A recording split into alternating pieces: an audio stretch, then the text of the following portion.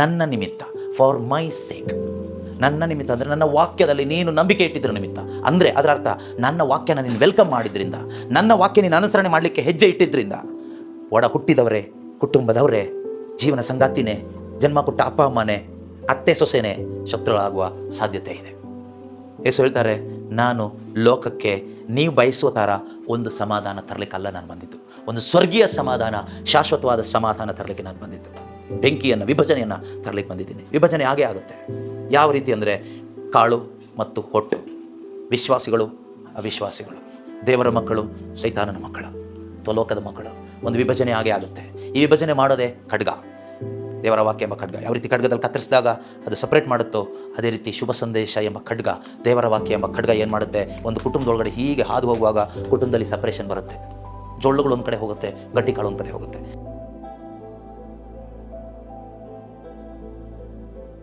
Hallelujah. ದೇವರನ್ನು ನಾವು ಪ್ರಶ್ನೆ ಮಾಡೋದಕ್ಕಿಂತ ದೇವರಿಗೆ ನಾವು ಶರಣಾಗೋದ್ರಲ್ಲಿ ನಮಗೆ ನಿಜವಾದ ಒಂದು ಸಂತೋಷ ಸಿಗುತ್ತೆ. ಕೆಲವು ಟೈಮು ನಾವು ಅಲ್ಲಿ ಕಷ್ಟಪಟ್ಟು ಪ್ರಾರ್ಥನೆ ಎಲ್ಲ ಮಾಡಿ ಸಿದ್ಧತೆ ಮಾಡಿಕೊಂಡು ಅಲ್ಲಿ ಪ್ರೇಯರ್ ಮಾಡಲಿಕ್ಕೆ ನಾವು ತಯಾರಿ ಮಾಡಿದ್ವಿ, ಮಳೆ ಬಂದುಬಿಡ್ತು ಅಲ್ವಾ. ಸೊ ಇಲ್ಲಿ ಸೇರಿ ಪ್ರಾರ್ಥನೆ ಮಾಡಲಿಕ್ಕಾಯ್ತು. ದೇವರಿಗೆ ಅದಕ್ಕಾಗಿ ನಾವೇನು ಹೇಳಬೇಕು? ಸ್ತೋತ್ರ ಮಾತ್ರ ಹೇಳಬೇಕು, ಬೇರೆ ಏನು ಹೇಳಲಿಕ್ಕಿಲ್ಲ. ಯಾಕೆ ದೇವರೇ ಹೀಗೆ ಅಂತ ಪ್ರಶ್ನೆ ಕೇಳೋ ಹಾಗಿಲ್ಲ. ಪ್ರಶ್ನೆ ಕೇಳ್ತಾ ಇದ್ದೀವಿ ಅಂದ್ರೆ ಅರ್ಥ ಏನು ಗೊತ್ತಾ? ನಮಗೆ ದೇವರಲ್ಲಿ ನಂಬಿಕೆ ಇಲ್ಲ ಅಂತ ಅರ್ಥ. ದೇವರು ನಮ್ಮನ್ನು ಎಲ್ಲಿಂದ ಎಲ್ಲಿ ಮೂವ್ ಆಗ್ಲಿಕ್ಕೆ ಹೇಳ್ತಾರೋ ಅಲ್ಲಿ ಮೂವ್ ಆಗ್ತಾ ಇರಬೇಕು. ದೇವರು ಹೇಳಿದ ಕಡೆ ಹೋಗ್ತಾ ಇರಬೇಕು, ಅದೇ ವಿಶ್ವಾಸ. ನಾವೇನು ಮಾಡ್ತೀವಿ ಅಂದರೆ, ಎಷ್ಟೋ ಬಾರಿ ಹಠ ಹಿಡ್ಕೊಂಡು ನಮಗಿಲ್ಲೇ ಆಶೀರ್ವಾದ ಬೇಕು, ನಮಗಿಲ್ಲೇ ನೀವು ಮಾತಾಡಬೇಕು, ಇಲ್ಲೇ ನೀವು ಮುಟ್ಟಬೇಕು ನನ್ನನ್ನು, ನಾನು ಹೀಗೇ ಇರೋದು, ನೀವು ಈ ಜೀವನಕ್ಕೆ ಬರಬೇಕು, ನನ್ನನ್ನು ಆಶೀರ್ವಾದ ಮಾಡಬೇಕು. ಆದರೆ ದೇವರು ಹೇಳ್ತಾರೆ, ಆಗಲ್ಲ. ನಾನು ಮನಸ್ಸು ಮಾಡಿರೋದು ಇಲ್ಲಿ, ಅದರಿಂದ ನೀನು ಇಲ್ಲಿ ಬರಬೇಕು. ಅದೇ ರೀತಿಯಲ್ಲಿ ನಮ್ಮ ಜೀವನದಲ್ಲೂ ಕೆಲವೊಮ್ಮೆ ನಾವು ನಮ್ಮ ದಾರಿಯಲ್ಲಿ ಹೋಗಿ ದೇವ್ರ ಹತ್ರ ಕೇಳ್ತೀವಿ, ದೇವರೇ ನನ್ನನ್ನು ಆಶೀರ್ವಾದ ಮಾಡು ಅಂತ. ದೇವ್ರು ಹೇಳ್ತಾರೆ, ನಿನ್ನ ದಾರಿ ಬಿಟ್ಬಿಟ್ಟು ನನ್ನ ದಾರಿಗೆ ಬಾ, ನಾನು ಆಶೀರ್ವಾದ ಮಾಡ್ತೀನಿ ಅಂತ. ಸೊ ಎಷ್ಟೋ ಬಾರಿ ನಮಗಾಗೋ ದೊಡ್ಡ ತಪ್ಪು ಅದೇನೆ. ನಾವು ಅಂದ್ಕೊಳ್ತೀವಿ ನಾವು ಇದೆಲ್ಲ ಕರೆಕ್ಟಾಗಿ ಮಾಡಿದ್ರೆ ದೇವರ ಆಶೀರ್ವಾದ ಮಾಡ್ತಾರೆ ಅಂತ. ದೇವರ ಆಶೀರ್ವಾದ ಅನ್ನೋದು ಅವರ ದಾರಿಯಲ್ಲಿ ಇಟ್ಟಿರ್ತಾರೆ. ನಾವು ಅವರು ಯಾವ ದಾರಿಯಲ್ಲಿ ಹೋಗ್ಲಿಕ್ಕೆ ಹೇಳ್ತಾರೋ ಆ ಸಂದರ್ಭದಲ್ಲಿ ಆ ದಾರಿಯಲ್ಲಿ ಹೋಗಬೇಕಷ್ಟೇ. ಕೆಲವು ಟೈಮ್ ನಾವು ಕೆಲವೊಂದನ್ನು ಹಿಡಿದಿಟ್ಕೊಂಡಿರ್ತೀವಿ, ಇದು ತುಂಬ ಬೆಲೆ ಇರೋದು, ಇದು ನನಗೆ ಬಿಡಲಿಕ್ಕೆ ಆಗೋದಿಲ್ಲ, ಇದನ್ನು ಬಿಟ್ಟು ನಾನು ಹೇಗೆ ಹೋಗಲಿ ಅಂತ. ಹೇಗೆ ಹೋಗಲಿ ಅಂತ ಪ್ರಶ್ನೆ ಕೇಳ್ತಾ ಕೂತ್ಕೊಂಡ್ರೆ, ದೇವರು ನಿನಗಾಗಿಟ್ಟಿರುವಂಥ ಒಳಿತು, ಒಳ್ಳೆಯದು, ಆಶೀರ್ವಾದ, ಎಲ್ಲಕ್ಕಿಂತ ಹೆಚ್ಚಾಗಿ ಆ ನಿತ್ಯ ಜೀವ, ಆ ಪರಿಶುದ್ಧಾತ್ಮರು, ದೇವರ ಜೊತೆಗಿನ ಸಂಬಂಧ ನೀನು ಕಳ್ಕೊಬೇಕಾಗತ್ತೆ. ಯಾವುದೋ ಒಂದು ಬೆಲೆ ಇಲ್ಲದೆ ಇರೋದನ್ನು ಹಿಡ್ಕೊಂಡು, ಕೆಲಸಕ್ಕೆ ಬಾರದೇ ಇರೋದನ್ನು ಹಿಡ್ಕೊಂಡು, ಯಾವುದು ಬೆಲೆ ಇಲ್ಲದೆ ಇರೋದು? ಈ ಲೋಕದ್ದು ಎಲ್ಲದ್ದು ಬೆಲೆ ಇಲ್ಲದೆ ಇರೋದು. ಯಾವುದಕ್ಕೆ ಕಂಪೇರ್ ಮಾಡಿದ್ರೆ? ದೇವರ ಸಂಬಂಧಕ್ಕೆ ಕಂಪೇರ್ ಮಾಡಿದ್ರೆ, ನಿತ್ಯ ಜೀವಕ್ಕೆ ಹೋಲಿಕೆ ಮಾಡುವಾಗ ಈ ಲೋಕದಲ್ಲಿ ನೀವೇನು ಇವತ್ತು ತಬ್ಬಿ ಇಟ್ಕೊಂಡಿದ್ದೀರಲ್ವಾ, ಅದು ಎಲ್ಲದೂ ಕೂಡ ಬೆಲೆ ಇಲ್ಲದೆ ಇರೋದೆ. ಅದು ಏನೇ ಆಗಿರಲಿ, ಲೋಕದಲ್ಲಿ ತುಂಬ ಬೆಲೆ ಇರುತ್ತೆ, ಲೋಕದಲ್ಲಿ ತುಂಬ ಬೆಲೆ ಇರುತ್ತೆ. ಈಗ ಫಾರ್ ಎಕ್ಸಾಂಪಲ್ ಐಫೋನ್ಗೆ ಬೆಲೆ ಇಲ್ವಾ? ಬೇರೆ ಎಲ್ಲ ಫೋನ್ಗಿಂತ ಐಫೋನ್ಗೆ ತುಂಬ ವ್ಯಾಲ್ಯೂ ಇದೆ. ಅದಕ್ಕೆ ಹಣ ಜಾಸ್ತಿ ಕೊಡೋದ್ರಿಂದ ಅಲ್ಲ, ಆದರೂ ಆ ರೀತಿ ಪರ್ಫಾರ್ಮೆನ್ಸ್ ಆ ರೀತಿ ಇದೆ, ಆದ್ದರಿಂದ ಅದಕ್ಕಷ್ಟು ಬೆಲೆ ಇದೆ. ಆದರೆ ಯೇಸುವನ್ನು ನೀನು ಅರಿತುಕೊಳ್ಳೋದಕ್ಕಿಂತನೂ ಐಫೋನ್ ಬೆಲೆ ಕಂಪೇರ್ ಮಾಡುವಾಗ ಅದರ ಬೆಲೆನೇ ಇಲ್ಲದೇ ಇರೋ ವಸ್ತು. ಯೇಸು ಸ್ವಾಮಿಯನ್ನು ಅರಿತುಕೊಳ್ಳೋದಕ್ಕೆ ಐಫೋನನ್ನು ಕಂಪೇರ್ ಮಾಡುವಾಗ iPhone is nothing. It has got zero value, no value, null value, ಬೆಲೆನೇ ಇಲ್ಲ. ಅದೇ ರೀತಿ ನಾವಿವತ್ತು ಏನೆಲ್ಲ ಹಿಡಿದಿಟ್ಕೊಂಡಿದ್ದೀವೋ, ಇದು ನಂದು, ಇದು ನಂದು, ಇದು ನನಗೆ, ಇದೇ ಸರಿ ಅಂತ, ಅದು ಯಾವುದಕ್ಕೂ ದೇವ್ರ ಮುಂದೆ 5 ಪೈಸೆ ಬೆಲೆ ಇಲ್ಲ. ನಾವು ಸುಮ್ಮನೆ ಹಠ ಮಾಡಿ ನಮ್ಮ ಆತ್ಮ ಹಾಳು ಮಾಡ್ಕೊಳ್ತೀವಿ, ನಮ್ಮ ಜೀವನ ಹಾಳು ಮಾಡ್ಕೊಳ್ತೀವಿ, ದೇವ್ರ ಜೊತೆಗಿನ ಸಂಬಂಧ ಹಾಳು ಮಾಡ್ಕೊಳ್ತೀವಿ ಬಿಟ್ಟರೆ ಖಂಡಿತವಾಗಲೂ ಪ್ರೀತಿಯ ಸಹೋದರ ಸಹೋದರಿಯರೇ, ನಿಜವಾಗಲೂ ನಮಗೆ ಅಗತ್ಯವಾದದ್ದು ದೇವರು ಹೇಳ್ತಾರೆ, ನಮಗೆ ಅಗತ್ಯವಾದದ್ದು ಯೇಸು ಮಾತ್ರನೇ. ಯೇಸು ಅಂತ ಹೇಳುವಾಗ ಯೇಸುವಿನ ಜೊತೆಗಿನ ಸಂಬಂಧ. ಇನ್ನೊಂದು, ಯೇಸು ಕ್ರಿಸ್ತನ ಜೊತೆಗಿನ ಸಂಬಂಧ ನಾವಿಟ್ಕೊಂಡು ಆ ಸಂಬಂಧದಲ್ಲಿ ಬದುಕಬೇಕಾದ್ರೆ ಕೆಲವೊಂದು ಸಂಬಂಧಗಳನ್ನ ಕಳ್ಕೋಬೇಕಾಗತ್ತೆ. ಕೆಲವೊಂದು ಸಂಬಂಧಗಳನ್ನ ಕಳ್ಕೋಬೇಕಾಗತ್ತೆ. ಯೇಸು ಕ್ರಿಸ್ತನ ಜೊತೆಗಿನ ಸಂಬಂಧಕ್ಕೆ ನಾವು ಬರಬೇಕಾದ್ರೆ, ಆ ಸಂಬಂಧದಲ್ಲಿ ನಾವು ಮುಂದಕ್ಕೆ ಹೋಗಬೇಕಾದ್ರೆ ಕೆಲವೊಂದು ಸಂಬಂಧಗಳನ್ನು ನಾವು ಕಟ್ ಮಾಡಬೇಕಾಗತ್ತೆ, ಕೈ ಬಿಡಬೇಕಾಗತ್ತೆ. ನಾವಲ್ಲಿ ಹೇಳಿ ಪ್ರಯೋಜನ ಇಲ್ಲ. ನಾವು ಅಲ್ಲಿ ಕಷ್ಟಪಟ್ಟು ಅರೇಂಜ್ ಮಾಡಿ ಪ್ಲ್ಯಾನ್ ಮಾಡಿದ್ದು ತುಂಬ ಶ್ರಮ ಪಟ್ಟಿದ್ದೀವಿ ಅಂತೆಲ್ಲ ಹೇಳಿ ಪ್ರಯೋಜನ ಇಲ್ಲ. ಮಾಡಿರ್ಬೋದು, ಆದರೆ ದೇವ್ರು ಹೇಳ್ತಾರೆ, ಈಗ ಇಲ್ಲಿಗೆ ಮೂವ್ ಆಗು, ಮನೆ ಒಳಗಡೆ ಶಿಫ್ಟ್ ಆಗಿ. ಈಗ ಸೊ ನಾವೇನು ಮಾಡಬೇಕು? ಅದನ್ನು ಬಿಡಬೇಕು, ಈ ಕಡೆ ಬರಬೇಕು. ಆಗ ದೇವ್ರೇನು ಮಾಡ್ತಾರೆ? ನಮ್ಮ ಜೊತೆಯಲ್ಲಿ ಇಲ್ಲಿ ಏನು ಮಾತಾಡಬೇಕೋ ಅದನ್ನು ಮಾತಾಡ್ತಾರೆ. ಎಷ್ಟೋ ಬಾರಿ ದೇವರೇ ಮಾತಾಡಿಯಪ್ಪ ಅಂತ ಹೇಳ್ತೀವಿ. ದೇವ್ರು ಹೇಳ್ತಾರೆ, ನಾನು ನಿನ್ನ ಎಲ್ಲಿ ಬಾ ಅಂತ ಹೇಳಿದೆ? ಆ ಜಾಗ ಬಿಟ್ಟು ಈ ಜಾಗಕ್ಕೆ ಬಾ ಅಂತ ಹೇಳಿದೆ. ನೀನೇನು ಮಾಡ್ತಾಯಿದ್ಯಾ? ಅಲ್ಲೇ ಮಂಡಿ ಹುರ್ಕೊಂಡು ಕೂತ್ಕೊಂಡಿದ್ಯಾ ಮಳೇಲಿ.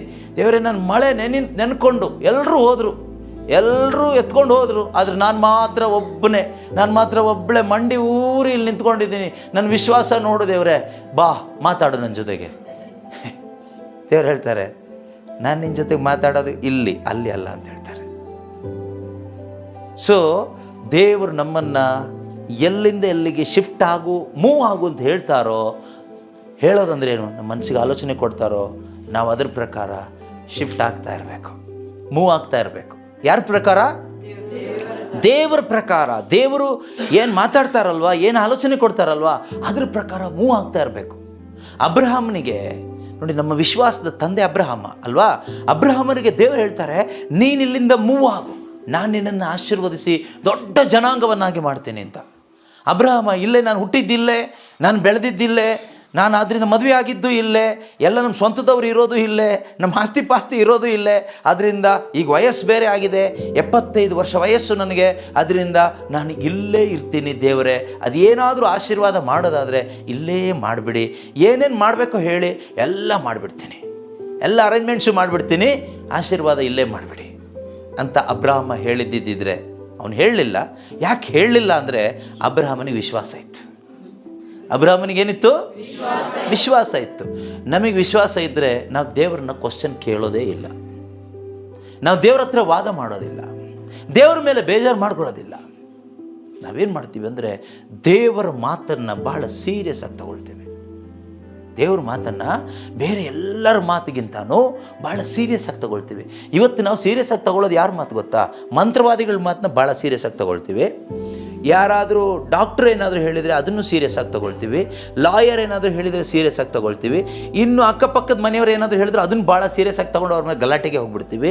ಆದರೆ ದೇವರು ಹೇಳಿದ್ದನ್ನು ಏನಾದರೂ ಸೀರಿಯಸ್ ಆಗಿ ತಗೊಳ್ತಾ ಇದ್ದೀವಾ?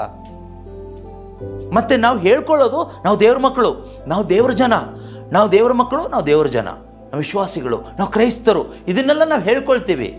ಆದರೆ ಆ ಕ್ರಿಸ್ತ ಯೇಸು, ಆ ದೇವರು ನಮ್ಮ ಜೊತೆಗೆ ಮಾತಾಡೋದನ್ನು ನಾವು ಕೇಳಿಸ್ಕೊಂಡು ಅವ್ರ ಮಾತಿನ ಹಾಗೆ ಇಲ್ಲಿಂದ ಇಲ್ಲಿ ಹೋಗು, ಇಲ್ಲಿಂದ ಇಲ್ಲಿ ಹೋಗು, ಇದನ್ನು ಬಿಡು ಮಾಡ್ತಾ ಇದ್ದೀವ ನಾವು ಇವತ್ತು? ದೇವ್ರು ಕೇಳೋ ಪ್ರಶ್ನೆ, ಇದನ್ನು ನಾವು ಮಾಡ್ತಾ ಇದ್ದೀವ? ಪೇತ್ರನಿಗೆ ದೇವ್ರು ಹೇಳಿದರು, ಬಲೆ ಎತ್ಕೋ, ಮೀನು ಬೇಟೆಗೆ ಬಲೆ ಹಾಕು ಅಂತ. ಪೇತ್ರ ಒಂದು ಮಾತು ಹೇಳ್ತಾನೆ, ರಾತ್ರಿ ಎಲ್ಲ ಹಾಕಿದ್ದೀವಿ, ಇದೇ ಬಲೆ ಇದೇ ಜಾಗದಲ್ಲಿ ಹಾಕಿದ್ದೀವಿ, ಏನೂ ಸಿಕ್ಕಿಲ್ಲ. ಆದರೆ ಯಾವಾಗ ದೇವರ ಮಾತಿಗೆ ನಾವು ಬೆಲೆ ಕೊಡ್ತೀವೋ ಅಲ್ಲಿ ದೇವರ ಕಾರ್ಯ ನಮಗೆ ನೋಡ್ಲಿಕ್ಕಾಗುತ್ತೆ. ಯಾರ ಮಾತಿಗೆ ಬೆಲೆ ಕೊಟ್ಟಾಗ? ದೇವರ ಮಾತಿಗೆ ಬೆಲೆ ಕೊಟ್ಟಾಗ. ಪೇತ್ರ ಒಂದು ಮಾತು ಹೇಳ್ತಾನೆ, ಸ್ವಾಮಿ ನಿಮ್ಮ ಮಾತಿಗೆ ನಾವು ಬೆಲೆ ಕೊಡ್ತೀವಿ, ನಿಮ್ಮ ಮಾತಿಗೆ ನಾವು. ಇವತ್ತು ದೇವರು ಕೆಲವರೊಂದಿಗೆ ಮಾತಾಡ್ತಾ ಇದ್ದಾರೆ.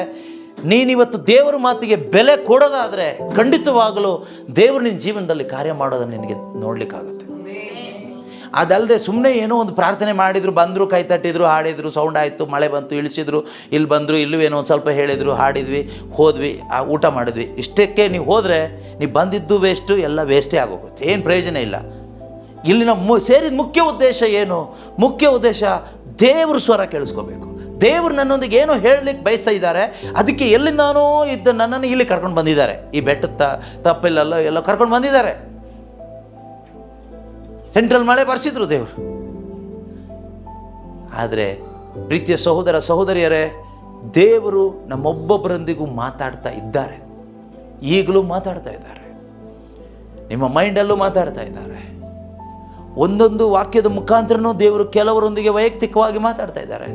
ನಾವು ಕೇಳಿಸ್ಕೊಂಡು ಹಾಗೆ ಹೋದರೆ ಅಥವಾ ದೇವರ ವಾಕ್ಯದ ಬಗ್ಗೆ ಅಜಾಗರೂಕರಾಗಿದ್ದರೆ ಖಂಡಿತವಾಗಲೂ ವಾಕ್ಯ ಹೇಳೋ ಪ್ರಕಾರ ನಾವು ಸಾಯ್ತೀವಿ. ಅಂದರೆ ಆತ್ಮಿಕವಾಗಿ ಸತ್ತೋಗ್ತೀವಿ, ದೇವರಿಂದ ದೂರ ಹೋಗ್ತೀವಿ. ಅದರಿಂದ ನಮಗೆ ದೇವರ ಕಾರ್ಯ ನಮ್ಮ ಜೀವನದಲ್ಲಿ, ನಮ್ಮ ಕುಟುಂಬದಲ್ಲಿ, ನಮ್ಮ ಮಕ್ಕಳಲ್ಲಿ ನೋಡಲಿಕ್ಕಾಗಲ್ಲ. ಬರೀ ಸೈತಾನನ ಕಾರ್ಯಗಳನ್ನೇ ನೋಡ್ತಾ ಇರಬೇಕಾಗತ್ತೆ. ಇವತ್ತು ಎಷ್ಟೋ ಕಡೆಗಳಲ್ಲಿ ನಾವು ನೋಡುವಾಗ ದೇವರ ಕಾರ್ಯಕ್ಕಿಂತ ಸೈತಾನನ ಕಾರ್ಯಗಳೇ ಹೆಚ್ಚು ನೋಡಲಿಕ್ಕಾಗ್ತಾ ಇದೆ. ಕಾರಣ ಏನು? ಕ್ರೈಸ್ತ ಕುಟುಂಬಗಳಲ್ಲಿ ನಾನು ಹೇಳ್ತಾ ಇರೋದು, ಕ್ರೈಸ್ತ ಕುಟುಂಬಗಳಲ್ಲಿ ದೇವರ ಕಾರ್ಯಕ್ಕಿಂತಲೂ ಸೈತಾನನ ಕಾರ್ಯಗಳು ಹೆಚ್ಚು ನೋಡ್ಲಿಕ್ಕೆ ಆಗ್ತಾ ಇದೆ. ಕಾರಣ ಏನು ಅಂದರೆ ಅವರಲ್ಲಿ ವಿಶ್ವಾಸ ಅನ್ನೋದಿಲ್ಲ. ಪ್ರಾರ್ಥನೆ ಮಾಡ್ತಾರೆ, ವಿಶ್ವಾಸ ಇಲ್ಲ. ಚರ್ಚಿಗೆ ಹೋಗ್ತಾರೆ, ವಿಶ್ವಾಸ ಇಲ್ಲ. ಪರಮಪ್ರಸಾದ ತಗೊಳ್ತಾರೆ, ವಿಶ್ವಾಸ ಇಲ್ಲ. ಉಪವಾಸ ಮಾಡ್ತಾರೆ, ವಿಶ್ವಾಸ ಇಲ್ಲ. ಕ್ಯಾಂಡಲ್ ಅಂಟಿಸ್ತಾರೆ, ವಿಶ್ವಾಸ ಇಲ್ಲ. ಎಲ್ಲ ಮಾಡ್ತಾರೆ, ವಿಶ್ವಾಸ ಇಲ್ಲ. ವಿಶ್ವಾಸ ಇಲ್ಲದೆ ಇದೆಲ್ಲ ಮಾಡ್ಬೋದಾ? ಮಾಡ್ಬೋದು, ಯಾರೂ ಮಾಡ್ಬೋದು. ಹಾಗಾದರೆ ವಿಶ್ವಾಸ ಇದೆ ಅಂತ ಹೇಗೆ ಗೊತ್ತಾಗುತ್ತೆ? ವಿಶ್ವಾಸ ಇದೆ ಅಂತ ಹೇಗೆ ಗೊತ್ತಾಗುತ್ತೆ ಅಂದರೆ, ನೀನು ವಿಶ್ವಾಸ ಇರುವ ಒಬ್ಬ ದೇವರ ಮಗನು ಮಗಳು ನೀನಾದರೆ ದೇವರು ಹೇಳುವಂಥ ಆ ಮಾತು, ಅವರ ಸ್ವರ ನೀನು ಅನುಸರಣೆ ಮಾಡ್ತೀಯ. ದೇವರು ಏನು ನಿನ್ನಿಂದ ಬಯಸ್ತಾರೋ, ಇಲ್ಲಿಂದ ಅಲ್ಲಿಗೆ ಹೋಗು ಅಂದರೆ ಇಲ್ಲಿಂದ ಅಲ್ಲಿಗೆ ಹೋಗ್ತೀಯ. ಗೊಣ್ಗೊಡ್ತ ಕೂತ್ಕೊಳ್ಳೋದಿಲ್ಲ, ಬೇಜಾರು ಮಾಡ್ಕೊಂಡು ಕೂತ್ಕೊಳ್ಳೋದಿಲ್ಲ. ದೇವರು ಅದೇ ಬಾಲೆ ತಗೊಂಡು ಅದೇ ಜಾಗದಲ್ಲಿ ಹಾಕು ಅಂದರೆ ಅದನ್ನೇ ಮಾಡ್ತೀಯ. ನಾವು ದೇವರಿಗೆ ಕಾರಣ ಕೊಡ್ತೇವೆ. ಏನಂತ? ನಾವು ರಾತ್ರಿ ಎಲ್ಲ ಕಷ್ಟಪಟ್ಟಿದ್ದೀವಿ, ನಿಮಗೆ ಗೊತ್ತಲ್ಲ ದೇವರೇ, ನಾವೆಷ್ಟು ಪ್ರಾರ್ಥನೆ ಮಾಡಿದ್ದೀವಿ, ಅದು ಮಾಡಿದ್ದೀವಿ, ಇದು ಮಾಡಿದ್ವಿ, ಆದರೂ ಏನು ಪ್ರಯೋಜನ ಆಗಿಲ್ಲ. ಈಗ ಮತ್ತೆ ನೀವು ಹೇಳ್ತಾ ಇದ್ದೀರಾ ಅದನ್ನೇ ಮಾಡಿ ಅಂತ. ನಾವು ಎಷ್ಟು ಸರಿ ಅವ್ರನ್ನ ಕ್ಷಮಿಸೋದು? ನಾವು ಕ್ಷಮಿಸಿ ಸಾಕಾಗಿ ಬಿಟ್ಟುಬಿಟ್ಟಿದ್ದೀವಿ. ಈಗ ಮತ್ತೆ ನೀವು ಅದನ್ನೇ ಹೇಳ್ತಾ ಇದ್ದೀರಾ. ನಿಮಗೆ ಗೊತ್ತಾ, ನಾನು 70 ಸರಿ ಕ್ಷಮಿಸಿದ್ದೀನಿ, ಈಗ ಮತ್ತೆ ಕ್ಷಮಿಸಿದ್ರೆ ಅವನೇನು ಚೇಂಜ್ ಆಗ್ತಾನ ಅಂತ ನಾವು ಕೇಳ್ತೀವಿ. ದೇವ್ರು ಈಗ ಹೇಳ್ತಾರೆ, ಈಗ ಮತ್ತೊಂದು ಸರಿ ಟ್ರೈ ಮಾಡು. ದೇವ್ರು ಈಗ ಹೇಳ್ತಾರೆ. ಯಾರಾದರೂ ಮನಸ್ಸಲ್ಲಿ ನೀವು ಅಂದ್ಕೊಂಡಿರ್ಬೋದು, ಕ್ಷಮಿಸಿ ಸಾಕಾಗ್ಬಿಟ್ಟಿದೆ, ಇನ್ನು ಕ್ಷಮೆ ಇಲ್ಲ, ಇನ್ನು ದೇವ್ರು ಏನಾದರೂ ಮಾಡಲಿ ಪರವಾಗಿಲ್ಲ ಅಂತ.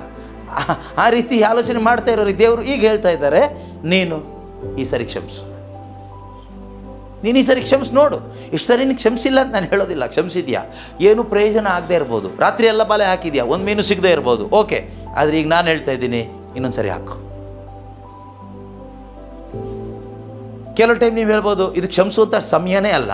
ಮೊದಲೆಲ್ಲ ಕ್ಷಮಿಸುವಂಥ ಸ್ವಲ್ಪ ಏನು ಒಂದು ಅಟ್ಮಾಸ್ಫಿಯರ್ ಇತ್ತು, ಕ್ಷಮೆ ಕೊಡಲಿಕ್ಕೆ ಒಂದು ಅಟ್ಮಾಸ್ಫಿಯರ್ ಇತ್ತು. ಈಗ ಅಟ್ಮಾಸ್ಫಿಯರ್ ಇನ್ನೂ ವರ್ಸ್ಟ್ ಆಗಿಬಿಟ್ಟಿದೆ. ಕ್ಷಮೆ ಕೊಡಲಿಕ್ಕೆ ವಾತಾವರಣ ಚೆನ್ನಾಗಿತ್ತು ಆವಾಗ ಸ್ವಲ್ಪ ಮಟ್ಟಿಗೆ. ಈಗ ಕ್ಷಮೆ ಕೊಡಲಿಕ್ಕೂ ಕೇಳಲಿಕ್ಕೂ ವಾತಾವರಣನೇ ಸರಿ ಇಲ್ಲ. ಈಗ ಹೆಂಗೆ ಕ್ಷಮೆ ಕೇಳಲಿ? ದೇವ್ರು ಹೇಳ್ತಾರೆ, ನಾನು ಹೇಳಿದ್ದು ಮಾಡು. Do what I say. ನಾನು ಹೇಳಿದ್ದೇನೋ ಅಷ್ಟು ಮಾಡು ಸಾಕು. No question, no arguments. ಹಾಗೆ ನಾವು ಪೇತ್ರ ಹೇಳಿದ ಹಾಗೆ, ಸ್ವಾಮಿ ನಿಮ್ಮ ಮಾತಿಗೆ ಬೆಲೆ ಕೊಡ್ತೀವಿ. ಯಾರಿಗೆ ಬೆಲೆ ಕೊಡ್ತೀವಿ? ನಮ್ಮ ಪ್ರಯತ್ನಕ್ಕೆಲ್ಲ ಬೆಲೆ ಕೊಡೋದು, ದೇವರ ಮಾತಿಗೆ. ದೇವರ ಮಾತಿಗೆ ಯಾರು ಬೆಲೆ ಕೊಡ್ತಾರೋ ಅವರಿಗೆ ದೇವರು ಬೆಲೆ ಕೊಡ್ತಾರೆ. ದೇವರ ಮಾತಿಗೆ ಬೆಲೆ ಕೊಡುವವರು ನೀವಾದರೆ ಖಂಡಿತವಾಗಲೂ ದೇವರು ನಿಮಗೆ ಬೆಲೆ ಕೊಡ್ತಾರೆ. ಅದನ್ನು ದೇವರು ನಿಮಗೆ ತಿಳಿಸಿ ಕೊಡ್ತಾರೆ. ನೋಡು, ನೀನು ನನ್ನ ಮಾತಿಗೆ ಬೆಲೆ ಕೊಟ್ಟಿಯಲ್ಲ, ಅದಕ್ಕೆ ನಾನು ನಿನಗೆ ಬೆಲೆ ಕೊಡ್ತಾ ಇದ್ದೀನಿ ನೋಡು. ತೋರಿಸ್ಕೊಡ್ತಾರೆ, ಅನೇಕ ರೀತಿಯಲ್ಲಿ ತೋರಿಸ್ಕೊಡ್ತಾರೆ. ಅದನ್ನು ನಿಮಗೆ ಮಾತ್ರ ತೋರಿಸ್ಕೊಡೋದಿಲ್ಲ, ಬೇರೆಯವರಿಗೆ ಕಾಣಿಸುವ ಹಾಗೆ ತೋರಿಸ್ಕೊಡ್ತಾರೆ. ಪೇತ್ರ ಒಬ್ಬನೇ ನೋಡಲಿಲ್ಲ ಮೀನನ್ನ. ರಾಶಿಯಾಗಿ ಮೀನು ಸಿಕ್ಕಿದ್ದು ಪೇತ್ರ ಒಬ್ಬನೇ ನೋಡಲಿಲ್ಲ. ಸಂಗಡಿಗರು ನೋಡಿದರು, ಬೇರೆ ದೋಣಿಯವರು ನೋಡಿದರು. ನೋಡಿದ್ರ? ಅಬ್ರಹಾಮನನ್ನು ದೇವರ ಆಶೀರ್ವಾದ ಮಾಡಿದ್ರು. ಅಬ್ರಹಾಮ ಮಾತ್ರ ನೋಡಿದ್ನಾ? ಇಡೀ ಜಗತ್ತೇ ನೋಡ್ತೀವಿ ಇವತ್ತು. ನಾನು ನೀವು ಇವತ್ತು ನೋಡ್ತಾ ಇದ್ದೀವಿ ಅಲ್ವಾ? ಆದರೆ ಈ ಅಬ್ರಹಾಮನ ಬಗ್ಗೆ, ಈ ಪೇತ್ರನ ಬಗ್ಗೆ ಎಲ್ಲ ನಾವು ಮಾತಾಡ್ತೀವಿ, ಓದ್ತೀವಿ, ಪ್ರಬೋಧನೆ ಮಾಡ್ತೀವಿ. ಆದರೆ ನಿನ್ನ ಜೀವಿತದಲ್ಲಿ ದೇವರು ನಿನ್ನನ್ನು ಘನಪಡಿಸಿದ್ದನ್ನು, ಆಶೀರ್ವದಿಸಿದ್ದನ್ನು, ಒಳಿತು ಮಾಡಿದ್ದನ್ನು ನಾನು ನೋಡ್ತಾ ಇಲ್ಲ, ಬೇರೆಯವರು ನೋಡ್ತಾ ಇಲ್ಲ. ಪ್ರಾರ್ಥನೆ ಮಾತ್ರ ಮಾಡ್ತಾಯಿದ್ದೀವಿ. ಕ್ರಿಶ್ಚಿಯನ್ಸ್, ಹುಟ್ಟು ಕ್ರಿಶ್ಚಿಯನ್ಸ್. ಏನು ಪ್ರಯೋಜನ ಆಗಿ ಮಾಡಿ? ನಾವು ಒಂದು ರೀತಿ ಫರಿಸಾಯರ ಥರ ಆಗ್ತೀವಿ, ನಾಟಕ ಮಾಡ್ದಂಗೆ ಆಗುತ್ತೆ. ದೇವರ ವಾಕ್ಯಕ್ಕೆ ನೀವು ಖಂಡಿತವಾಗಲೂ ಯಾರು ಬೆಲೆ ಕೊಡ್ತಾರೋ, ದೇವ್ರ ಜಾತಿ ನೋಡಲ್ಲ, ದೇವ್ರ ಜಾತಿ ನೋಡಿ ಬೆಲೆ ಕೊಡೋರಲ್ಲ. ನೀನು ದೇವರ ವಾಕ್ಯಕ್ಕೆ ಬೆಲೆ ಕೊಡೋದಾದರೆ ಅದಕ್ಕೆ ಬೆಸ್ಟ್ ಎಕ್ಸಾಂಪಲ್ ಅಬ್ರಹಾಮನೇ. ಅಬ್ರಹಾಮ ಅನ್ಯನಾಗಿದ್ದ, ಅನ್ಯನಾಗಿದ್ದ ಅಬ್ರಹಾಮ ದೇವರ ಮಾತಿಗೆ ಬೆಲೆ ಕೊಟ್ಟಿದ್ದರಿಂದ ಜಗತ್ತಿಗೆ ಆಶೀರ್ವಾದ ತರುವ ಒಂದು ವ್ಯಕ್ತಿಯಾದ. ಜಗತ್ತಿಗೆ ಆಶೀರ್ವಾದ ತರುವ ಒಂದು ಸಾಧನವಾದ ಅಬ್ರಹಾಮ. ನೀನು ಜಗತ್ತಿಗೆ ತರ್ತಿದ್ರು ಅಟ್ಲೀಸ್ಟ್ ನಿನ್ನ ಹೆಂಡತಿ ಮಕ್ಕಳಿಗಾದರೂ ತಗೊಂಬ. ನಿನ್ನ ಕುಟುಂಬದಲ್ಲಿಲ್ವಾ ಯಾರಾದರೂ ಒಬ್ರಿಗಾದರೂ ಒಂದು ಆಶೀರ್ವಾದವಾಗ. ನಿನ್ನ ಮುಖಾಂತರ ಆಶೀರ್ವಾದ ಬರುತ್ತೆ. ಯಾಕೆ ಬರ್ತಾ ಇಲ್ಲ? ನೀನು ಸರಿ ಇಲ್ಲ. ನೀನು ಸರಿ ಇದ್ದರೆ ನಿನ್ನ ಮುಖಾಂತರ ನಿನ್ನ ಕುಟುಂಬಕ್ಕೆ ರಕ್ಷಣೆ ಬರುತ್ತೆ. ಕುಟುಂಬ ಅಂತ ಹೇಳುವಾಗ ಗಂಡ ಹೆಂಡತಿ ಸಂಬಂಧದಲ್ಲಿ ಹೇಳ್ತಾ ಇದ್ದೀನಿ. ಗಂಡ ಹೆಂಡತಿ ಪ್ಲಸ್ ಮಕ್ಕಳು, ಅಥವಾ ಅಪ್ಪ ಅಮ್ಮ ಮತ್ತು ಅವ್ರ ಮಕ್ಕಳು, ಹಿಂದಕ್ಕಲ್ಲ, ರಿವರ್ಸ್ ಅಲ್ಲ. ಅರ್ಥ ಆಗ್ತಿದೆ ನಿಮಗೆ? ನೀನು ಕುಟುಂಬದಲ್ಲಿ ಒಬ್ಬ ಒಳ್ಳೆ ವಿಶ್ವಾಸಿ ಆದರೆ ಖಂಡಿತವಾಗಲು, ವಿಶ್ವಾಸಿ ಅಂದರೆ ನಾವು ಅಂದ್ಕೊಂಡ ಥರ ವಿಶ್ವಾಸಿ ಅಲ್ಲ, ದೇವರು ಹೇಳಿದ ಪ್ರಕಾರ ವಿಶ್ವಾಸಿ. ಈಗ ನಾವೆಲ್ಲರೂ ವಿಶ್ವಾಸಿಗಳೇ, ನಮ್ಮ ಪ್ರಕಾರ ನಾವೆಲ್ಲರೂ ವಿಶ್ವಾಸಿಗಳೇ. ಆ ಥರ ವಿಶ್ವಾಸಿ ಅಲ್ಲ. ದೇವರ ಪ್ರಕಾರ ನಾನು ನೀವು ನಿಜವಾಗಲೂ ವಿಶ್ವಾಸಿಗಳಾಗಬೇಕು. ವಿಶ್ವಾಸಿಗಳಾದರೆ ಖಂಡಿತವಾಗಲೂ ಆ ವಿಶ್ವಾಸದ ಪ್ರತಿಫಲ, ದೇವ್ರ ವಾಕ್ಯ ಹೇಳುತ್ತಲ್ವಾ, God is the rewarder of faith. ವಿಶ್ವಾಸಕ್ಕೆ ಪ್ರತಿಫಲ ಕೊಡುವಾತನಾಗಿದ್ದಾನೆ ದೇವರು ಅಂತ ಇಬ್ರಿಯರಿಗೆ ಬರೆದ ಪತ್ರಿಕೆಯಲ್ಲಿ 11:6 God is the rewarder of faith. ಯಾರು ನಿಜವಾಗಲೂ ಅವರ ವಾಕ್ಯಕ್ಕೆ ಬೆಲೆ ಕೊಡ್ತಾರೋ ದೇವರು ಅವರಿಗೆ ರಿವಾರ್ಡ್ ಕೊಟ್ಟೇ ಕೊಡ್ತಾರೆ. ಆ ರಿವಾರ್ಡ್ ನಿನಗೆ ಮಾತ್ರ ಸೀಕ್ರೆಟಾಗಿ ಕರ್ಕೊಂಡೋಗಿ ಎಲ್ಲೋ ಮೂಲೆಯಲ್ಲಿ ಕೊಡೋ ರಿವಾರ್ಡ್ ಅಲ್ಲ, ಪಬ್ಲಿಕ್ಕಲ್ಲಿ ಕಾಣುವ ಹಾಗೆ ನಿನಗೆ ರಿವಾರ್ಡ್ ಕೊಡ್ತಾರೆ. ನಾವು ಬಯಸೋ ಅಂಥ ರಿವಾರ್ಡ್ ಅಲ್ಲ. ನಾವು ಬಯಸೋ ರಿವಾರ್ಡ್ ಲೌಕಿಕವಾದ ರೀತಿಯಲ್ಲಿ ಒಂದು ರಿವಾರ್ಡ್ ಬಯಸ್ತೀವಿ, ಆದರೆ ಸ್ವರ್ಗೀಯವಾದ ರಿವಾರ್ಡ್ ಎಂಟೈರ್ಲಿ ಡಿಫ್ರೆಂಟ್. ಅದ್ರ ಬಗ್ಗೆ ಈಗ ಡೀಟೇಲ್ ಏನು ನಾನು ಹೇಳೋದಿಲ್ಲ, ಯಾಕೆ ಅಂದರೆ ಸಮಯನೂ ಇಲ್ಲ, ಹೇಳಲಿಕ್ಕೆ ಸಮಯ ಬೇಕು. ಸ್ವಲ್ಪ ಅರ್ಥ ಆಗೋ ಥರ ಹೇಳಲಿಕ್ಕೆ ಸ್ವಲ್ಪ ಸಮಯ ಬೇಕು. ಆದರೆ ಇದಂತೂ ಗ್ಯಾರಂಟಿ, ದೇವರು ನಿನಗೆ ಕೊಡ್ತಕ್ಕಂಥ ಆ ಒಂದು ಸನ್ಮಾನ ಖಂಡಿತವಾಗಲೂ ಸೀಕ್ರೆಟಾಗಿ ಕರ್ಕೊಂಡೋಗಿ ಎಲ್ಲೋ ಮೂಲೆಯಲ್ಲಿ ಕೊಡೋದಿಲ್ಲ. ಓಕೆ, ಅದು ಬಹಿರಂಗಪಡಿಸ್ತಾರೆ. ಅನೇಕರಿಗೆ ತೋರಿಸ್ಕೊಡ್ತಾರೆ. ಈಗ ಎರಡು ವ್ಯಕ್ತಿಗಳ ಉದಾಹರಣೆ ಹೇಳಿದ್ನಲ್ವಾ, ಪೇತ್ರನು ದೇವರ ವಾಕ್ಯಕ್ಕೆ ಸೀಕ್ರೆಟಾಗಿ ಬೆಲೆ ಕೊಟ್ಟ. ಅವನ ಹೃದಯದಲ್ಲಿ ಅವನು ಬೆಲೆ ಕೊಟ್ಟ. ಅವನು ಮೇ ಬಿ ಯೇಸು ಸ್ವಾಮಿ ಜೊತೆಗೆ ಅವನು ಮಾತಾಡಿದ್ದು, ಆ ಒಡಂಬಡಿಕೆ ಮಾಡಿಕೊಂಡಿದ್ದು ಯಾರು ನೋಡದೇ ಇರ್ಬೋದು, ಯಾರಿಗೂ ಕೇಳದೇ ಇರ್ಬೋದು. In between Jesus and Peter, ಪ್ರಭುವೇ ರಾತ್ರಿ ಎಲ್ಲ ಬಲೆ ಹಾಕಿದ್ದೀವಿ, ಒಂದು ಸಿಕ್ಕಿಲ್ಲ, ಆದರೆ ನಿಮ್ಮ ಮಾತಿಗೆ ಬೆಲೆ ಕೊಟ್ಟು ಹಾಕ್ತೀನಿ. ಹಾರ್ಟ್ ಟು ಹಾರ್ಟ್ ಕನೆಕ್ಷನ್, ದೇವ್ರ ಮಾತಿಗೆ ಬೆಲೆ ಕೊಟ್ಟ. ಆದರೆ ಅದರ ರಿಸಲ್ಟ್ ಎಲ್ಲರೂ ನೋಡಿದರು, ಎಲ್ಲರ ಮುಂದೆನೂ ತೋರಿಸ್ಕೊಟ್ರು ಯೇಸು ಸ್ವಾಮಿ. ಅಬ್ರಹಾಮನಿಗೆ ದೇವರು ಕರೆದಾಗ ಬೈಬಲ್ ಹೇಳುತ್ತೆ ಅವನು ಒಂಟಿಯಾಗಿದ್ದ ಅಂತ. When God called Abraham he was alone. ಒಂಟಿಯಾಗಿದ್ದೆ, ಯಾರು ಇರಲಿಲ್ಲ. ಇದು ಯಾವ ರೀತಿ ಒಂಟಿನೇ ಎನಿವೆ ಅಬ್ರಹಾಮ್ ಜೊತೆಗೆ ದೇವರು ಮಾತಾಡೋದು, ಸ್ವರದಲ್ಲಿ ಮಾತಾಡಿದ್ರಿರ್ಬೋದು ಅಥವಾ ಮೈಂಡಲ್ಲಿ ಮಾತಾಡಿರ್ಬೋದು, ಹೇಗೋ ದೇವರು ಮಾತಾಡಿದರು ಅಬ್ರಹಾಮನಿಗೆ. ಆದರೆ ಅಬ್ರಹಾಮ ಈಗೋ ಸಿದ್ಧನಿದ್ದೇನೆ ಅಂತ ಬಿಟ್ಟು ಹೊರಟೇ ಬಿಟ್ಟ. ಅಬ್ರಹಾಮನ ಜೊತೆಯಲ್ಲಿ ವಿಶ್ವಾಸಿಯಾದ ಅಬ್ರಹಾಮನ ಹೆಂಡತಿ ಸಾರಳು ಕೂಡ ನಾನು ನಿಮ್ಮ ಜೊತೆಗಿದ್ದೀನಿ ರೀ ಅಂತ ಹೊರಟಳು. ನಮ್ಮ ಮನೆಗಳಲ್ಲಿರುವ ಹೆಂಡತಿಯರು ಏನು ಮಾಡ್ತಾರೆ? 108 ಪ್ರಶ್ನೆಗಳು ಹಾಕ್ಕೊಂಡು ಆರ್ಗ್ಯುಮೆಂಟ್ ಮಾಡಿಕೊಂಡು ಕೇಳ್ತಾರೆ. ದೇವರು ಗಂಡನ ಜೊತೆಗೆ ಮಾತಾಡ್ತಾರೆ. ಗಂಡ ಒಂದು ತೀರ್ಮಾನ ಮಾಡುವಾಗ ಹೆಂಡತಿ ಅಡ್ಡ ಬರ್ತಾಳೆ. ನೀವು ಯಾಕೆ ಹಿಂಗೆ ಮಾಡಿದ್ರಿ, ನೀವು ಹೀಗೆ ಮಾಡಿದರೆ ನಾನು ನಿಮ್ಮ ಜೊತೆಗೆ ಇರೋದಿಲ್ಲ, ನೀವು ಮಾಡಿದ್ದು ಸರಿ ಇಲ್ಲ, ಅದು ಇದು ಎಲ್ಲ ಹೇಳ್ತಾರೆ. ಆ ಗಂಡ ಪಾಪ ತಲೆ ಕೆಡಿಸ್ಕೊಂಡು ಅವ್ನು ಹುಚ್ಚಿನ ಥರ ಇರಬೇಕಾಗುತ್ತೆ. ಆಮೇಲೆ ಅಂಥ ಟೈಮಲ್ಲಿ ಏನು ಮಾಡಬೇಕು ಅಂತ ಪ್ರಶ್ನೆ ಕೇಳೋದಾದರೆ, ಅಂಥ ಟೈಮಲ್ಲಿ ದಯವಿಟ್ಟು ದೇವ್ರು ಏನು ಹೇಳ್ತಾರೋ ಅದನ್ನೇ ಮಾಡಿ, ಅಷ್ಟೇ ನಾನು ಹೇಳ್ತೀನಿ. ಅಂಥ ಟೈಮಲ್ಲಿ, ಯಾಕೆಂದರೆ ದೇವರ ಯೋಜನೆಗೆ ಅಡ್ಡ ಬರೋರು ಹೆಂಡತಿ ಆಗಲಿ, ಮಕ್ಕಳಾಗಲಿ, ಅಪ್ಪ ಆಗಲಿ ಅಮ್ಮ ಆಗಲಿ ಅವ್ರನ್ನ ಹಿಂಗೆ ಸರಿಸ್ಬೇಕು. ಸೈಡ್ ಬಿಡಿ ಸ್ವಲ್ಪ ಸ್ವಲ್ಪ ಸರ್ಕೊಳ್ತೀರಾ ಆ ಕಡೆ, ಸೈಡಿಗಿಡಿ ಅವ್ರನ್ನ. Welcome the word. ದೇವರ ಮಾತನ್ನು ವೆಲ್ಕಮ್ ಮಾಡಿ, ಇವ್ರ ಮಾತನ್ನ ಸ್ವಲ್ಪ ಸೈಡಿಗಿಡಿ. ಅದರ ಅರ್ಥ ಇವ್ರನ್ನೆಲ್ಲ ದ್ವೇಷ ಮಾಡ್ತಿದ್ದೀವಿ, ತಳ್ಳಿಬಿಟ್ಟಿದ್ದೀವಿ ಅಂತಲ್ಲ. ನೋ, ದೇವ್ರ ಮಾತಿಗೆ ದಾರಿ ಮಾಡಿಕೊಡ್ತಾ ಇದ್ದೀವಿ. ಅಂಕು ಡೊಂಕಾದವೆಲ್ಲ ನೆಟ್ಟಿಗೆ ಮಾಡ್ತಾಯಿದ್ದೀವಿ, ತಳ್ಳಿ ಸೈಡಿಗೆ. ಆಗ ಸ್ವಲ್ಪ ಬೇಜಾರಾಗುತ್ತೆ, ಮನಸ್ತಾಪ ಆಗುತ್ತೆ, ಕೋಪ ಬರುತ್ತೆ, ಘರ್ಷಣೆ ಆಗುತ್ತೆ. ಅದನ್ನು ಯೇಸು ಹೇಳಿದ್ದಾರೆ, ನನ್ನ ನಿಮಿತ್ತ ಒಡ ಹುಟ್ಟಿದವರೇ ನಿಮಗೆ ಶತ್ರುಗಳಾಗ್ತಾರೆ. ಯಾರ ನಿಮಿತ್ತ? ಯೇಸುವಿನ ನಿಮಿತ್ತ. ಈಗ ಶತ್ರುಗಳಾಗ್ತಾ ಇರೋದು ಆಸ್ತಿ ಪಾಸ್ತಿ ನಿಮಿತ್ತ, ಬೇರೆ ಬೇರೆ ಕುಟುಂಬದ ಜೀವನದ ಬೇರೆ ಬೇರೆ ಸಮಸ್ಯೆಗಳ ನಿಮಿತ್ತ ಶತ್ರುಗಳಾಗಿದ್ದಾರೆ. ಅದು ಬಿಡಿ, ಅದು ಒಂದು ಪೈಶಾಚಿಕ ಕಾರ್ಯ, ಅದಲ್ಲ ಯೇಸು ಹೇಳಿದ್ದು. ನನ್ನ ನಿಮಿತ್ತ, ಫಾರ್ ಮೈ ಸೇಕ್. ನನ್ನ ನಿಮಿತ್ತ ಅಂದರೆ ನನ್ನ ವಾಕ್ಯದಲ್ಲಿ ನೀನು ನಂಬಿಕೆ ಇಟ್ಟಿದ್ರ ನಿಮಿತ್ತ. ಅಂದರೆ ಅದರ ಅರ್ಥ, ನನ್ನ ವಾಕ್ಯನ ನೀನು ವೆಲ್ಕಮ್ ಮಾಡಿದ್ರಿಂದ, ನನ್ನ ವಾಕ್ಯ ನೀನು ಅನುಸರಣೆ ಮಾಡಲಿಕ್ಕೆ ಹೆಜ್ಜೆ ಇಟ್ಟಿದ್ದರಿಂದ, ಒಡ ಹುಟ್ಟಿದವರೇ, ಕುಟುಂಬದವರೇ, ಜೀವನ ಸಂಗಾತಿನೇ, ಜನ್ಮ ಕೊಟ್ಟ ಅಪ್ಪ ಅಮ್ಮನೇ, ಅತ್ತೆ ಸೊಸೆನೇ ಶತ್ರುಗಳಾಗುವ ಸಾಧ್ಯತೆ ಇದೆ. ಯೇಸು ಹೇಳ್ತಾರೆ, ನಾನು ಲೋಕಕ್ಕೆ ನೀವು ಬಯಸುವ ಥರ ಒಂದು ಸಮಾಧಾನ ತರಲಿಕ್ಕಲ್ಲ ನಾನು ಬಂದಿದ್ದು. ಒಂದು ಸ್ವರ್ಗೀಯ ಸಮಾಧಾನ, ಶಾಶ್ವತವಾದ ಸಮಾಧಾನ ತರಲಿಕ್ಕೆ ನಾನು ಬಂದಿದ್ದು. ಬೆಂಕಿಯನ್ನು, ವಿಭಜನೆಯನ್ನು ತರಲಿಕ್ಕೆ ಬಂದಿದ್ದೀನಿ. ವಿಭಜನೆ ಹಾಗೇ ಆಗುತ್ತೆ. ಯಾವ ರೀತಿ ಅಂದರೆ, ಕಾಳು ಮತ್ತು ಹೊಟ್ಟು, ವಿಶ್ವಾಸಿಗಳು ಅವಿಶ್ವಾಸಿಗಳು, ದೇವರ ಮಕ್ಕಳು ಸೈತಾನನ ಮಕ್ಕಳು, ಅಥವಾ ಲೋಕದ ಮಕ್ಕಳು. ಒಂದು ವಿಭಜನೆ ಹಾಗೇ ಆಗುತ್ತೆ. ಈ ವಿಭಜನೆ ಮಾಡೋದೇ ಖಡ್ಗ, ದೇವರ ವಾಕ್ಯ ಎಂಬ ಖಡ್ಗ. ಯಾವ ರೀತಿ ಖಡ್ಗದಲ್ಲಿ ಕತ್ತರಿಸಿದಾಗ ಅದು ಸಪ್ರೇಟ್ ಮಾಡುತ್ತೋ, ಅದೇ ರೀತಿ ಶುಭ ಸಂದೇಶ ಎಂಬ ಖಡ್ಗ, ದೇವರ ವಾಕ್ಯ ಎಂಬ ಖಡ್ಗ ಏನು ಮಾಡುತ್ತೆ, ಒಂದು ಕುಟುಂಬದೊಳಗಡೆ ಹೀಗೆ ಹಾದು ಹೋಗುವಾಗ ಕುಟುಂಬದಲ್ಲಿ ಸಪ್ರೇಷನ್ ಬರುತ್ತೆ. ಜೊಳ್ಳುಗಳು ಒಂದು ಕಡೆ ಹೋಗುತ್ತೆ, ಗಟ್ಟಿ ಕಾಳು ಒಂದು ಕಡೆ ಹೋಗುತ್ತೆ. ಗಂಡ ಹೆಂಡತಿ ಇಬ್ಬರು ಗಟ್ಟಿ ಕಾಳೆ ಆದರೆ ಇಬ್ಬರು ಒಂದೇ ಕಡೆ ಹೋಗ್ತೀರಿ. ಮಕ್ಕಳು ಜೊಳ್ಳುಗಳಾದರೆ ಮಕ್ಕಳು ಸಪ್ರೇಟ್ ಆಗ್ತಾರೆ. ಅತ್ತೆ ಸೊಸೆ ಇಬ್ಬರು, ಒಬ್ಬರು ಜೊಳ್ಳು ಒಬ್ಬರು ಗಟ್ಟಿ ಕಾಳಾದರೆ ಸಪ್ರೇಟ್ ಆಗುತ್ತೆ, ದ್ವೇಷ ಶುರುವಾಗುತ್ತೆ. ಇಬ್ಬರು ಗಟ್ಟಿ ಕಾಳಾದರೆ ಇಬ್ಬರು ಕಣಜಕ್ಕೆ ಬರ್ತೀರ. ಒಂದು ಜೊಳ್ಳು ಒಂದು ಗಟ್ಟಿ ಕಾಳಾದರೆ ಜೊಳ್ಳು ಬೆಂಕಿಗೆ ಹೋಗುತ್ತೆ, ಗಟ್ಟಿ ಕಾಳು ಕಣಜಕ್ಕೆ ಹೋಗುತ್ತೆ. ಇಲ್ಲಿ ನೀವು ಯಾರು ಈ ಕುಟುಂಬದಲ್ಲಿ ಜೊಳ್ಳುಗಳಿದಿರೋ ಗಟ್ಟಿ ಕಾಳುಗಳಿದಿರೋ ನನಗೆ ಗೊತ್ತಿಲ್ಲ. ಇಷ್ಟು ಜನ ನಾವು ದೇವರ ವಾಕ್ಯ ಆಡಿಸ್ಕೊಳ್ತಾ ಇದ್ದೀವಿ. ಇಲ್ಲೂ ಕೂಡ ಒಂದು ಖಡ್ಗ ಹೀಗೆ ದೇವರು ಹಾಕ್ತಾ ಇದ್ದಾರೆ. ದೇವರ ವಾಕ್ಯ ಓಕೆ, ಜೀವಂತವಾದದ್ದು, ಕ್ರಿಯಾತ್ಮಕವಾದದ್ದು, ಇಬ್ಬಾಹಿಕತೆಗಿಂತಲೂ ಹರಿತವಾದದ್ದು. ವಿಶ್ವಾಸ ಇರುವವನು ದೇವರ ಮಹಿಮೆ ನೋಡ್ತಾನೆ. ನಿಮಗೆ ವಿಶ್ವಾಸ ಇದ್ದರೆ ದೇವರು ನಿಮ್ಮ ಜೊತೆಗೆ ಮಾತಾಡ್ತಾ ಇದ್ದಾರಲ್ಲ, ಆ ಸ್ವರಕ್ಕೆ ನೀವು ಈಗೋ ಸಿದ್ಧನಿದ್ದೇನೆ ದೇವರೇ ಅಂತ ನೀವು ಹಿಂದೆ ಮುಂದೆ ಯೋಚನೆ ಮಾಡದೇನೆ ಹೆಜ್ಜೆ ಇಡ್ತೀರಿ.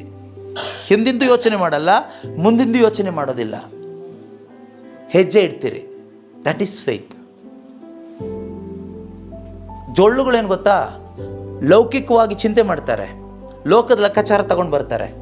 ಅವ್ರು ನೋಡ್ದಾ, ಇವ್ರನ್ನ ನೋಡಿದ್ಯಾ, ಅವರು ಪ್ರಾರ್ಥನೆ ಮಾಡಲ್ವಾ, ಇವರು ಪ್ರಾರ್ಥನೆ ಮಾಡಲ್ವಾ, ಹಾಗಾದ್ರೆ ಅವರಿಗೆಲ್ಲ ವಿಶ್ವಾಸ ಇಲ್ವಾ, ನಿನಗೊಬ್ಬರಿಗೇನೋ ವಿಶ್ವಾಸ ಅಂತ ಪ್ರಶ್ನೆ ತಗೊಂಡು ಬರೋವ್ರೆ ಜೊಳ್ಳುಗಳು. ಈ ಜೊಳ್ಳುಗಳನ್ನ ಸೈಡಿಗೆ ಇಟ್ಬಿಡಿ. ಯಾವಾಗಲೂ ಜೊಳ್ಳುಗಳನ್ನ ಸೈಡಿಗೆ ಇಡಲಿಕ್ಕೂ ನಮಗೇನು ವಿಶ್ವಾಸ ಬೇಕು, ದೇವರ ಆತ್ಮರು ಬೇಕು, ಒಳಗಡೆ ಹೋಲಿ ಸ್ಪಿರಿಟ್ ಬೇಕು. ಇಲ್ಲಾಂದರೆ ಅಯ್ಯೋ ಇವ್ರು ನಮ್ಮ ಅಪ್ಪ ಅಲ್ವಾ, ನಮ್ಮಮ್ಮ ಅಲ್ವಾ, ನಮ್ಮ ಅಜ್ಜ ಅಲ್ವಾ, ನಮ್ಮ ತಾತ ಅಲ್ವಾ, ಹೇಗೆ ಸೈಡಿಗಿಡೋದು? ತಾತನೋ ಅಜ್ಜನೋ ಅಪ್ಪನೋ ಅಮ್ಮನೋ, ಜೊಳ್ಳೆ ಸೈಡಿಗಿಟ್ಬಿಡಿ. God is first. ದೇವರು ಮೊದಲು, ದೇವರ ವಾಕ್ಯ ಮೊದಲು. ಅದು ಹೇಗೆ ಇಡಬೇಕು ಅಂತಲೂ ಕಲಿಬೇಕು. ಸುಮ್ಮನೆ ನಾವು ಹೋಗ್ಬಿಟ್ಟು ಹೊರತು ಕುಸ್ತಿ ಆಡೋದಲ್ಲ. ಯಾವುದೋ ಒಂದು ವಾಕ್ಯ ಹಿಡ್ಕೊಂಡು ಹೋಗಿ ನೀವು ಸೈಡಿಗೆ ಸರ್ಕೊಳ್ಳಿ ಅಂತ ಹೇಳೋದಲ್ಲ. ಒಂದು ವಾಕ್ಯ ಹಿಡ್ಕೊಂಡು ಸೈಡಿಗೆ ತಳ್ಳಿಬಿಟ್ರೆ ನಾವು ಸೈಡಿಗೆ ಹೋಗ್ಬಿಡ್ತೀವಿ. ಅದು ನಮ್ಮ ಈ ಕರಿಸ್ಮ್ಯಾಟಿಕಲ್ಲಿ ಜಾಸ್ತಿ ಆಗುತ್ತೆ ಆ ಥರ. ಎಲ್ಲೋ ಹೋಗಿ ಧ್ಯಾನಕ್ಕೆ ಹೋಗ್ತಾರೆ, ಎಕ್ಸೈಟ್ ಆಗ್ತಾರೆ, ಯಾವುದೋ ಒಂದು ವಾಕ್ಯ ಸಿಗುತ್ತೆ, ಹಾಗಾದರೆ ಇವತ್ತಿಂದ ನಾನು ದೇವರ ಮಗ, ದೇವರ ದಾರಿಲಿ ಹೋಗಬೇಕು, ಮನೇಲಿರೋರೆಲ್ಲ ಜೊಳ್ಳುಗಳು ಅಂತ ಎಲ್ಲರನ್ನು ತಳ್ಳಿಬಿಟ್ಟು ನಾವು ಹೋಗ್ಬಿಟ್ರೆ ಸ್ವಲ್ಪ ದಿವಸ ಆದಮೇಲೆ ನಾವು ಜೊಳ್ಳುಗಳಾಗ್ಬಿಡ್ತೀವಿ. ಅದಲ್ಲ, ಪರಿಶುದ್ಧಾತ್ಮರು ನಮಗೊಂದು ಕನ್ವಿಕ್ಷನ್ ಕೊಡ್ತಾರೆ, ಒಂದು ಮನವರಿಕೆ ಕೊಡ್ತಾರೆ. ಖಂಡಿತ ಕೊಡ್ತಾರೆ. ನೀನೊಬ್ಬ ನಿಜವಾದ ವಿಶ್ವಾಸಿ ಆದರೆ ನಿಜವಾದ ಒಂದು ಮನವರಿಕೆ ಪರಿಶುದ್ಧಾತ್ಮರು ನಿನ್ನ ಹೃದಯದಲ್ಲಿ ಕೊಡ್ತಾರೆ. ಆ ಮನವರಿಕೆ ನೀವು ತೆಗೆದುಕೊಂಡ್ರೆ ಖಂಡಿತವಾಗ್ಲೂ ಪ್ರೀತಿಯ ಸಹೋದರ ಸಹೋದರಿಯರೇ, ನೀವು ಧೈರ್ಯವಾಗಿ ತೀರ್ಮಾನ ಮಾಡಲಿಕ್ಕಾಗುತ್ತೆ. ನಮ್ಮಲ್ಲಿ ಅನೇಕರು ಫೇಲ್ ಆಗ್ತಾ ಇರೋದು ಎಲ್ಲಿ ಗೊತ್ತಾ? ಡಿಸಿಷನ್ ಮೇಕಿಂಗ್ ಇಲ್ಲ ನಮ್ಮ ಹತ್ರ. ದೇವ್ರ ವಾಕ್ಯ ಕೇಳಿಸ್ಕೊಳ್ತಾ ಇರ್ತೀವಿ, ತೀರ್ಮಾನ ಮಾಡಲ್ಲ. ಇವತ್ತು ದೇವ್ರು ನಿಮ್ಮ ಜೊತೆಗೆ ಹೇಳ್ತಾ ಇದ್ದಾರೆ, ತೀರ್ಮಾನ ಮಾಡು, make A decision based on my word says the lord. ದೇವ್ರು ಹೇಳ್ತಾ ಇದ್ದಾರೆ ಈ ದಿನ ಕೆಲವರೊಂದಿಗೆ, ನನ್ನ ಮಾತಿನ ಅಥವಾ ಆಲೋಚನೆಯ ಆಧಾರದ ಮೇಲೆ ತೀರ್ಮಾನವನ್ನು ನೀನು ಮಾಡು, ಐ ವಿಲ್ ಟೇಕ್ ಕೇರ್. ನಾನು ನೋಡ್ಕೊಳ್ತೀನಿ. ನಾವೇನು ಮಾಡ್ತೀವಿ? ನಾವು ಅಲ್ಲೇ ಫೇಲ್ ಆಗ್ತಾ ಇರೋದು. ಅದನ್ನೇನು ಗೊತ್ತಾ? ಬೈಬಲ್ ಪ್ರಕಾರ that is walking by sight, walking by experience. ಆದರೆ ಬೈಬಲ್ ಪ್ರಕಾರ, ದೇವರ ಪ್ರಕಾರ, ದೇವರು ನನ್ನಿಂದ ನಿಮ್ಮಿಂದ ಬಯಸೋದು, God wants us to walk by faith. ನಾವು ನಂಬಿ ನಡಿಬೇಕು ಅಂತ ದೇವರು ಬಯಸ್ತಾರೆ. ದೇವ್ರ ವಾಕ್ಯ ನಮಗೆ ಅದೇ ಹೇಳ್ಕೊಡುತ್ತೆ. 2 ಕೊರಿಂಥ 5:7 walk by faith, not by site. ನೋಡಿ ನಡೆಯೋದಲ್ಲ, ನಂಬಿ ನಡೆಯೋದಂದ್ರೆ ಏನು ಗೊತ್ತಾ? ಏನು ಕಾಣಲ್ಲ ಅಂದರೆ ನಮಗೇನು ಫೀಲಿಂಗ್ ಆಗಲ್ಲ. ಈಗ ನಾನು ಇಲ್ಲಿ ನಿಂತ್ಕೊಂಡು ಮಾತಾಡ್ತಿದ್ದೀನಿ, ನನಗೇನು ಫೀಲ್ ಆಗಿದ್ದಕ್ಕೆ ದೇವ್ರು ಇಲ್ಲಿದ್ದಾರೆ ಅಂತ ಇಲ್ಲ. ಖಂಡಿತ ನನಗೇನು ಫೀಲ್ ಆಗ್ತಾ ಇಲ್ಲ. ನಿಮ್ಮಲ್ಲಿ ಕೆಲವ್ರಿಗೆ ಫೀಲಿಂಗ್ ಆಗಿರ್ಬೋದು ದೇವರಿದ್ದಾರೆ ಅಂತ. ಫೀಲಿಂಗ್ ಆಗುತ್ತೆ, ಆಗೋದಿಲ್ಲ ಅಂತ ನಾನು ಹೇಳ್ತಾ ಇಲ್ಲ. ಬಟ್ ಈಗ ನಾನು ಮಾತಾಡ್ತಾ ಇರ್ತೀವಿ, ಅದು ಫೀಲಿಂಗಲ್ಲಿ ನಿಂತ್ಕೊಂಡು ಮಾತಾಡ್ತಾ ಇಲ್ಲ. ಓಕೆ, ಆದರೆ 100% ನನಗೆ ನಂಬಿಕೆ ಇದೆ, ಗಾಡ್ ಈಸ್ ಹಿಯರ್, ದೇವರು ಇಲ್ಲಿದ್ದಾರೆ ಅಂತ. ದೇವರು ನನ್ನ ಜೊತೆಯಲ್ಲೇ ಇಲ್ಲಿ ಇದ್ದಾರೆ ಎಂಬ 100ಕ್ಕೆ 100ರಷ್ಟು ನಂಬಿಕೆ ಇದೆ.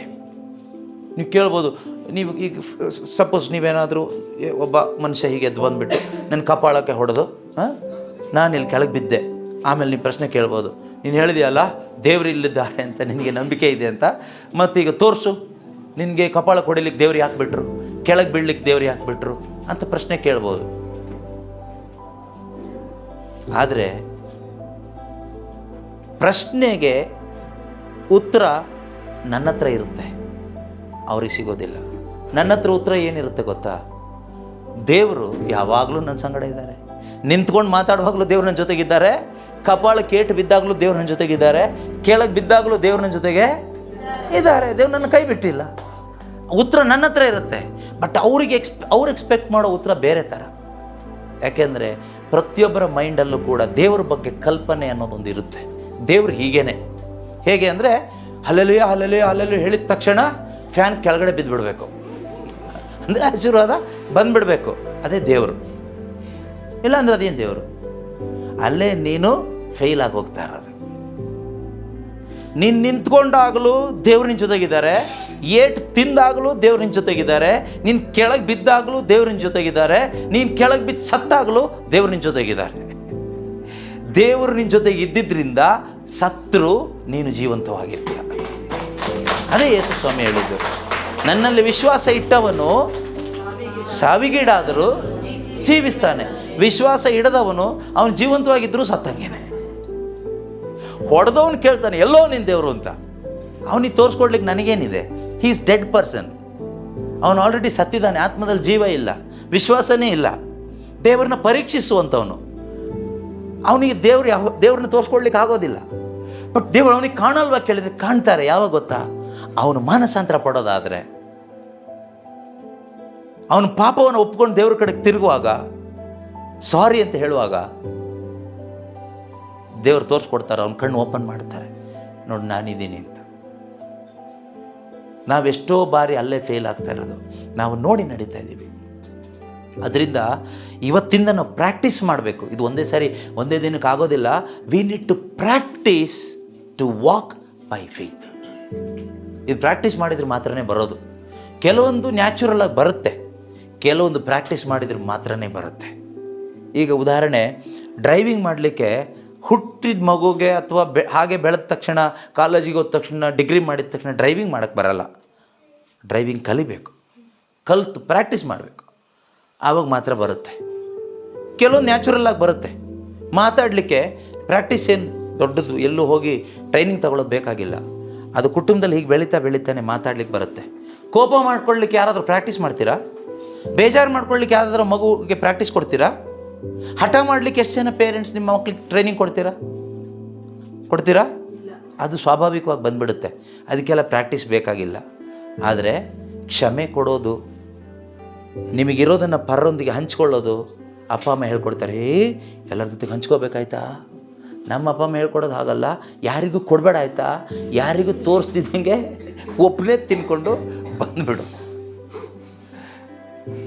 ಸೊ ಟ್ರೈನಿಂಗ್ ಹೆಂಗೆ ಕೊಡ್ತಿರೋ ಅದ್ರ ಹಾಗೆ. ಅದೇ ಥರನೇ ನಾವು ನಂಬಿಕೆಯಲ್ಲಿ ನಡೀಲಿಕ್ಕೆ ನಮಗೆ ಟ್ರೈನಿಂಗ್ ಬೇಕು. We need to train by the word of God. ದೇವರ ವಾಕ್ಯದ ತರಗತಿ ನಮಗೆ ಬೇಕೇ ಬೇಕು. ದೇವರ ವಾಕ್ಯವನ್ನು ಕಲಿಬೇಕು. ದೇವರ ವಾಕ್ಯದ ಮುಖಾಂತರ ನಾವು ಕಲ್ತ್ಕೋಬೇಕು. ಯಾವ ರೀತಿಯಲ್ಲಿ ವಿಶ್ವಾಸದಲ್ಲಿ ನಡೆಯೋದು ಅಂತ ದೇವರ ವಾಕ್ಯದ ಮುಖಾಂತರ ನಾವು ಕಲಿಬೇಕು. ಪ್ರೈಸ್ ದಿ ಲಾರ್ಡ್, ಹಲ್ಲೆಲೂಯಾ, ಯೇಸುವೇ ಸ್ತೋತ್ರ, ಯೇಸುವೇ ವಂದನೆ. ಈ ರೀತಿ ನಮ್ಮ ಮೇಲೆ ಏನಾದರೂ ಬಿದ್ದಾಗ ಎತ್ತಿ ಹಾಕ್ಲಿಕ್ಕೆ ಕಲಿಬೇಕು. ಸೊ ನಾವು ಬಿದ್ದೋಯ್ತಲ್ಲ, ಏನೋ ಬಿತ್ತಲ್ಲ ಅಂತ ಕೂಗೋದ್ರ ಬದಲು ಅದನ್ನು ಎತ್ತಿ ಆ ಕಡೆ ಹಾಕಿದರೆ ಅದು ಆ ಕಡೆ ಹೋಗುತ್ತೆ. ನಾವೇನು ಮಾಡ್ತೀವಿ ಅಂದರೆ ನಮ್ಮ ಮೇಲೆ ಏನೋ ಬಿದ್ದ ತಕ್ಷಣ ಅಯ್ಯೋ ನನ್ನ ಮೇಲೆ ಬಿದ್ದುಬಿಡ್ತು, ನನ್ನ ಮೇಲೆ ಮಾತ್ರ ಬಿತ್ತು, ಇಷ್ಟು ಜನ ಇದ್ರೆ ನನ್ನ ಮೇಲೆ ಯಾಕೆ ಬೀಳಬೇಕು, ಪ್ರಶ್ನೆಗಳು ಕೇಳಿಕೊಂಡು ಇದು ಯಾಕೆ ಬಿತ್ತು, ಎಲ್ಲಿಂದ ಬಿತ್ತು, ಏನಪ್ಪ ಇದ್ರ ಸಮಾಚಾರ, ಅದ್ರ ಹಿಂದೆ ಮುಂದೆಲ್ಲ ವಿಚಾರಿಸ್ಲಿಕ್ಕೆ ಹೋಗಿ ನಾವು ಹಾಳಾಗೋಗ್ತೀವಿ. ಸೊ ಏನು ಬಿತ್ತು, ಬೇಡದೇ ಇರೋದು ಬಿತ್ತೈತೆ, ಬಿಸಾಡ್ಬಿಡಿ ಅಷ್ಟೇ. ನಮ್ಮ ಜೀವನದಲ್ಲೂ ಪ್ರತಿದಿನ ಬೇಡದೇ ಇರೋದು ಸುಮಾರು ಅಲ್ಲಿಂದ ಇಲ್ಲಿಂದೆಲ್ಲ ಬೀಳ್ತಾ ಇರುತ್ತೆ. ನಾವು ನಮ್ಮ ತಲೆಯಲ್ಲಿ ಇಟ್ಕೊಂಡು ಅದನ್ನು ಏನು ಮಾಡ್ತೀವಿ, ಹೊತ್ಕೊಂಡು ಹೋಗ್ತೀವಿ. ಜೀವನ ಮುಂದಕ್ಕೆ ಹೋಗೋದಿಲ್ಲ, ಜೀವನ ಒಡೆದೋಗುತ್ತೆ. ಎಷ್ಟೋ ಕುಟುಂಬ ಒಡೆದೋಗ್ಲಿಕ್ಕೆ ಕಾರಣ ಏನು, ಬೇಡದೇ ಇರೋದೆಲ್ಲ ತಲೆಯಲ್ಲಿ ಬೀಳ್ತಾ ಇರುತ್ತೆ. ಬಿದ್ದದ್ದನ್ನೆಲ್ಲ ಇಟ್ಕೊಂಡು ದೇವ್ರು ಹೇಳಲಿಲ್ಲ, ಬಿಸಾಡು ಅಂತ ಹೇಳಿದ್ದಾರೆ ಅಲ್ವಾ? ಏನಂತ ಹೇಳಿದ್ದಾರೆ ದೇವರು ವಾಕ್ಯ? ಏನು ಹೇಳುತ್ತೆ?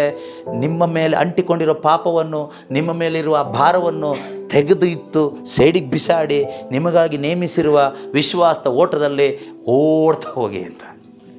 ಏನೋ ಬಿತ್ತಲ್ಲ, ಎಲ್ಲಿಂದ ಬಿತ್ತು, ಯಾಕೆ ಬಿತ್ತು, ನನ್ನ ಮೇಲೆ ಯಾಕೆ ಬಿಸಾಡಿದ್ರು ಇವರು ಅಂತ ಯೋಚನೆ ಮಾಡ್ತಾ, ಥಿಂಕ್ ಮಾಡ್ತಾ, ಅಲ್ಲಿ ಹೇಳಿ ಇಲ್ಲಿ ಹೇಳಿ ಕ್ವಶನ್ ಆಗ್ತಾ ಕೂತ್ಕೊಂಡ್ರೆ ನಿನ್ನ ಭಾರ ಹೆಚ್ಚಾಗುತ್ತೆ. ಇನ್ನೂ ಏನೋ ಒಂದು ಬೀಳ್ತಾ ಇರುತ್ತೆ. ನಿನಗಾಗಿ ಇಟ್ಟಿರೋ ಓಟದಲ್ಲಿ ನಿನಗೆ ಓಡಲಿಕ್ಕೆ ಆಗೋದಿಲ್ಲ. Praise the lord, hallelujah. ಬೀಳ್ತಾ ಇರುತ್ತೆ ನಮ್ಮ ಮೈಂಡ್ ಒಳಗಡೆ ಡೈಲಿ ಏನಾದರೂ ಈ ರೀತಿ ಹುಳುಗಳು ಬೀಳ್ತಾ ಇರುತ್ತೆ. ಅವಾಗ ಏನು ಮಾಡ್ಬೇಕು? ಎತ್ತಿ ಪೌಲನ ಕೈ ಮೇಲೆ ಒಂದು ಸುತ್ತಕೊಳ್ತು ವಿಷ ಸರ್ಪ. ಪೌಲ ಏನು ಮಾಡ್ದ? ಅಯ್ಯೋ ಸರ್ಪ ಬಂತು, ಎಲ್ಲಿಂದ ಬಂತು, ಈಗ ಕಚ್ಚುತ್ತೋ ಏನೋ ಕಾಯ್ತಾ ಕೂತ್ಕೊಂಡಿದ್ರೆ ಕಚ್ಚಿಬಿಡ್ತಾ ಇತ್ತು, ಸತ್ತೋಗ್ತಾ ಇದ್ದ. ಅವನೇನು ಮಾಡ್ದ? ಒದರ್ಬಿಟ್ಟ. ಅದು ಬೆಂಕಿಗೆ ಬಿತ್ತು, ಅದು ಸತ್ತೋಯ್ತು. ಸೊ ಕೆಲವೊಂದನ್ನು ನಾವು ಒದರಬೇಕಾಗತ್ತೆ ನಮ್ಮ ಜೀವನದಲ್ಲಿ. ಏನು ಮಾಡಬೇಕು? ಒದರಬೇಕು. ನೀವು ಒದರೋದಲ್ಲ, ಅಯ್ಯೋಯ್ಯೋ ಅಂತ ಒದರೋದಲ್ಲ. ಬಿದ್ದಿರೋದನ್ನು ಒದರಿ ಅಂದರೆ ಅದನ್ನು ತಳ್ಳಿಬಿಡಿ, ಅತ್ಲೆಗೆ ಬಿಸಾಡಿಬಿಡಿ. ಆ ರೀತಿ ಬೇಡದೇ ಇರತಕ್ಕಂಥದ್ದು ಎಷ್ಟೋ ನಮ್ಮ ತಲೆಗೆ ಪಿಶಾಚಿ ಆಗ್ತಾನೆ ಇರ್ತಾನೆ. ಎಲ್ಲಿಂದ? ಮೊಬೈಲ್ ಫೋನ್ ಮುಖಾಂತರ ನೀವು ನೋಡ್ತಿರಲ್ವ ಪ್ರತಿದಿನ ಫೇಸ್ಬುಕ್ಕಲ್ಲಿ, ಯೂಟ್ಯೂಬಲ್ಲಿ ಎಲ್ಲ. ಇದ್ರ ಮುಖಾಂತರ ಪಿಶಾಚಿ ಎಷ್ಟೋ ಬೇಡದೇ ಇರೋದನ್ನು ನಮ್ಮ ತಲೆ ತಂದು ಹಾಕ್ತಾ ಇರ್ತಾನೆ. ಇದರಲ್ಲಿ ನಿಮ್ಮ ಮಕ್ಕಳು, ನೀವು ಕುಟುಂಬ ಬೆಳೀತಾ ಇದ್ದರೆ ಹಾಳಾಗಿ ಹೋಗ್ತೀರ. ಬೇಡದೇ ಇರೋ ಈ ರೀತಿ ಹುಳುಗಳು ಎಷ್ಟೋ ಬರುತ್ತೆ. ಫ್ರೆಂಡ್ಸ್ ಮುಖಾಂತರ ಬರುತ್ತೆ, ಇವ್ರ ಮುಖಾಂತರ ಬರುತ್ತೆ. ಆದರೆ ನಮಗೆ ಬೇಕಾಗಿರೋದೇನು ಗೊತ್ತಾ? ನಾನು ನನ್ನ ಕುಟುಂಬ ಸಮಾಧಾನವಾಗಿ ಬದುಕಲಿಕ್ಕೆ, ವಿಶ್ವಾಸದಲ್ಲಿ ಜೀವಿಸಲಿಕ್ಕೆ, ನಮಗಾಗಿ ದೇವರಿಟ್ಟಿರುವ ನಿತ್ಯ ಜೀವದ ಆ ಓಟದ ಸ್ಪರ್ಧೆಯಲ್ಲಿ ಒಳ್ಳೆ ಓಟ ಓಡಲಿಕ್ಕೆ ನನಗೂ ನಿಮಗೂ ಬೇಕಾಗಿರೋದೇನು ಗೊತ್ತಾ? ಜೀವಂತ ದೇವರ ವಚನಗಳು. ಏನು ಬೇಕು? ಇದು ಎಲ್ಲಿ ಸಿಗುತ್ತೆ? ಮನೇಲಿರೋ ಬೈಬಲಲ್ಲಿ ಸಿಗುತ್ತೆ. ಆಯಿತಾ? ಬೈಬಲ್ ಓಪನ್ ಮಾಡಬೇಕು. ಕುಟುಂಬ ಸಮೇತವಾಗಿ ಕೂತ್ಕೊಂಡು ಟಿ ವಿ ನೋಡ್ತೀರಿ, ಊಟ ಮಾಡ್ತೀರಿ. ಯಾವತ್ತಾದರೂ ಕುಟುಂಬ ಸಮೇತವಾಗಿ ಕೂತ್ಕೊಂಡು ದೇವರ ವಾಕ್ಯ, ಜೀವಂತ ವಾಕ್ಯಗಳನ್ನ ಹಂಚ್ಕೊಂಡಿದ್ದೀವ? ನೋಡು ಮಗನೇ, ಇಲ್ಲಿ ಈ ಥರ ಹೇಳ್ತಾ ಇದೆ ದೇವರ ವಾಕ್ಯ ಅಂತ ಅಪ್ಪ ಅಮ್ಮಂದ್ರೆ ಯಾರು ಹೇಳ್ಕೊಟ್ಟಿದ್ದೀರಾ ಮಕ್ಕಳಿಗೆ? ಆಗ ನಿಮ್ಮ ಮಕ್ಕಳು ವಿಶ್ವಾಸದಲ್ಲಿ ಬೆಳೀತಾರೆ. ನೀವು ಮೊಬೈಲಲ್ಲಿ ಯಾರೋ ಎಲ್ಲೋ ಸತ್ತಿ ತೋರಿಸ್ತೀರಿ, ಏನೋ ಮಾಡಿ ತೋರಿಸ್ತೀರಿ, ನೋಡಿದೆ ಅಂತ. ಇವನು 6 ಹೊಡೆದ ನೋಡ್ತೀವಿ, 4 ಹೊಡೆದ ನೋಡ್ತೀವಿ, ಎಲ್ಲ ನೋಡ್ತೀವಿ. ನಿಂದಿಲ್ಲಿ ಹೊಡ್ಕೊಂಡು ಹೋಗ್ತಾ ಇರುತ್ತೆ. ಅವಾಗ ಪಕ್ಕದ ಮನೆಯವ್ರು ತೋರಿಸ್ತಾರೆ, ನೋಡ್ದಾ ಅವ್ರ ಮಗ ಡೈಲಿ ಚರ್ಚಿಗೆ ಹೋಗ್ತಾ ಇದ್ದ, ನೋಡ್ದಾ ಅವ್ರ ಮಗಳು ನೋಡು ಡೈಲಿ ಚರ್ಚಿಗೆ ಹೋಗ್ತಾ ಇದ್ದ, ಈಗ ನೋಡ್ದ್ಯಾ ಇವ್ರ ಕುಟುಂಬ ನೋಡು ಪ್ರಾರ್ಥನೆ ಈಗ ನೋಡಿದ್ಯಾ, ತೋರಿಸ್ತಾರೆ. ಅದಾಗಬಾರ್ದಾದ್ರೆ ದೇವರ ವಾಕ್ಯಕ್ಕೆ ನಿನ್ನ ಹೃದಯದಲ್ಲಿ ಸ್ಥಾನ ಕೊಡಬೇಕು. ಎಲ್ಲಿ? ಮೂಲೆನಲ್ಲ, ಅಲ್ಲಿ ನೋಡಿ ಅಲ್ಲೊಂದು ಇಟ್ಟಿದ್ದಾರೆ, ಬೈಬಲ್ ಓಪನ್ ಮಾಡಿ ಇಟ್ಟಿದ್ದಾರೆ ಅಲ್ವಾ? ಅದು ದೇವ್ರ ಕೋಣೆ ಅಂತೆ, ಅದು ಮಾಡಿ ಅಲ್ಲಿಟ್ಟಿದ್ದೀರ. ಅಲ್ಲಿ ಸ್ಥಾನ ಕೊಟ್ಟು ಏನು ಪ್ರಯೋಜನ ಇಲ್ಲ. ದೇವರ ವಾಕ್ಯಕ್ಕೆ ಎಲ್ಲಿ ಸ್ಥಾನ ಕೊಡಬೇಕು? ದೇವರು ಸೃಷ್ಟಿ ಮಾಡಿದ ದೇವರ ಕೋಣೆ ನಿನ್ನ ಹೃದಯ. ನಿನ್ನ ಹೃದಯ ಅಲ್ಲಿ ದೇವರ ವಾಕ್ಯ ಪ್ರತಿಷ್ಠಾಪನೆ ಮಾಡಬೇಕು ಪ್ರತಿದಿನ. ದೇವರ ವಾಕ್ಯ ಇಲ್ಲಿ ಪ್ರತಿಷ್ಠಾಪನೆ ಮಾಡಬೇಕು. ಆಗ ನಮ್ಮ ಜೀವನ ಬಂಡೆ ಮೇಲೆ ಕಟ್ಟಿದ ಮನೆ ಥರ ಭದ್ರವಾಗಿರುತ್ತೆ, ಬಿದ್ದು ಹೋಗಲ್ಲ. Praise the lord, hallelujah.